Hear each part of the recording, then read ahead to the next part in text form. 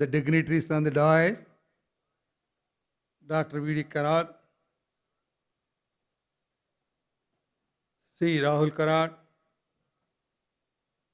Srimati Rahul Karat, Leela Poonamwale, Srimati Poonam Mahajan Rao, Member of Parliament, Srimati Yashomati Thakur, Sri Shafi Parambil,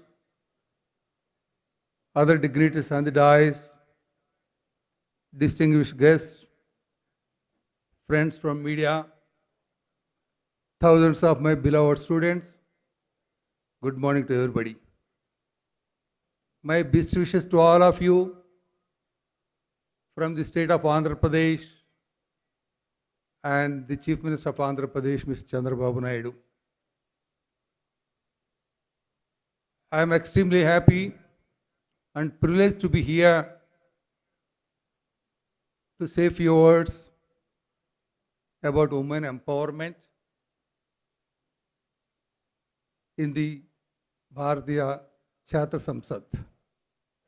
At the outset, I appreciate and congratulate Sri Vishwanath Karatji and Rahul Karatji for not only establishing a Myers Trust, not only for running a successful MIT institutions covering over 50,000, more than 50,000 students, but also providing an opportunity like this on the name of Bharatiya Chhatra Samsad for thousands of people all over the country to come here for this conclave to listen and experience the speeches and speakers on various subjects. They will be going with a sweet memory to plan for their better future, enriching their knowledge. This is how this is the best opportunity forum for the youngsters' future of our country. I am asked to say a few sentences about the women empowerment. I have a great respect for our women. I have a great concern for women. I have a great soft corner for women, also a sympathy for women. Because in our country, 49% of the population is constituted by our women. And 50% of our brain bank is by our women. 50% of our country energy is by the women. But less contribution to the growth of the nation and prosperity of the country by the women. Since ages, they are ignored and confined to the kitchen and children. Parents are also scared to have female children. That's why they are resorting for female feticides. They feel the growth of the female children, their education, their marriage, and giving dowry for marriage, they feel it's burdensome. That's why they are resorting for female feticides. Dowry harassment and atrocities on women are also worrying factors. That's why women only own 1% of the world's wealth. Women earn only 10% of the world's income, though they are 49% of the total population.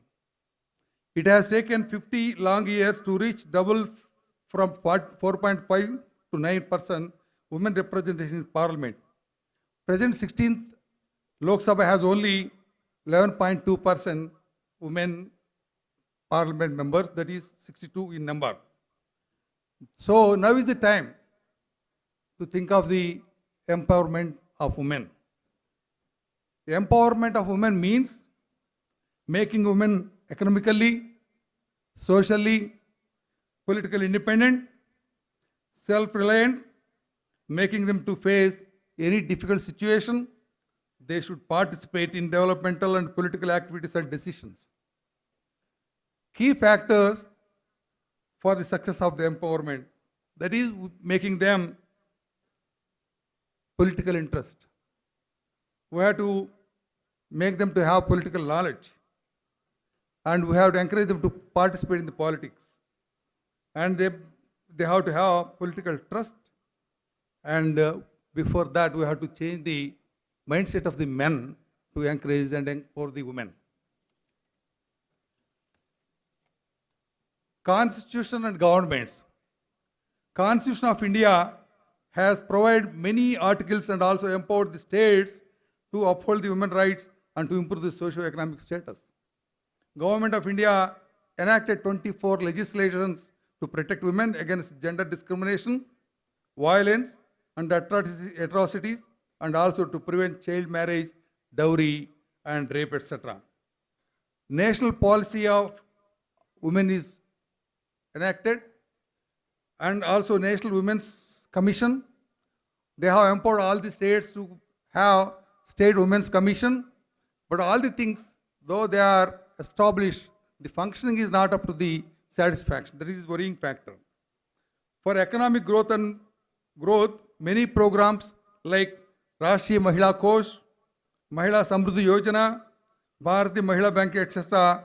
are created to strengthen their economy. In our state of Andhra Pradesh, before anything has happened, we have, under the chief ministership of the late Dr. N.T. Ramarao Garu, we have enacted empowerment. For empowering the women, we felt that they should be educated and the literacy rate has to be increased. That's why in those days of 1983, we have established a women university, Mahila University. Second is the Dwakra, development of women and children in the rural areas. Though it's a government of India program, it is well taken up in our state of Andhra Pradesh. Then it was around 4 to 5 lakh women were involved in the self-help groups and for their income generating activities. The government has increased the number of women involved in the self-help groups to 1 crore 20 lakhs. Now they are able to not only save the money, not only borrow money from banks, but also involved in some activities, productive activities, so that they are standing on their legs. Also, to improve the health of the women and quality of life, we have introduced a program called Deepam, the light, issuing the LPG gas connections free of cost. That was the remarkable program that we have taken up. AP is the first state to provide women equal rights in the parental properties in 1986. In the year 1987, TDP gave total free education up to 12th class for all the women and girls. In 1985, we have given political reservations for women in the local bodies. That's why we have done all our best to empower the women and create some sort of confidence in the women. Like a coin, we have head and tail. We are proud to say that Indian women, they have done political services starting from Prime Minister to Gram Sarpanch. We have seen our President of India a woman. We have seen a Lok Sabha Speaker. We are seeing a leader of opposition. And important ministers like HRD Minister, Foreign Affairs Minister are women doing their job extremely well. Many leaders, women leaders are running corporate houses, business, industries, everything they are running nowadays. In spite of all these things, we are witnessing even today the domestic violence, dowry deaths, exploitation of women is there. If we take the statistics, sex ratio, for every 1,000 males, we have only 940 females. Literacy rate is 82% in males, 65% in males. Infant mortality rate, males are in 46, females are 49. Workforce participation by women is 26.1%, men is 54.7%. Average salary per day is males 249 per day, females are earning 156 rupees per day. If we do all these things, we have to do a lot to the women. How? Kindly adopt the Women's Bill, which is pending in the Parliament for decades together. which has not seen the light. It is moving from pillar to pole. That should be implemented. Implementation of Women Protection Act strictly. Implement the welfare programs effectively. Allocate more funds for HS groups. Education skill upgradation should be taken up. Effective implementation of national and state women's policy. Lastly, I quote two quotations.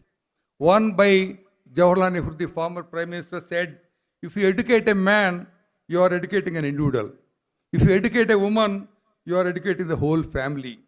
Women empowered means Mother India is empowered.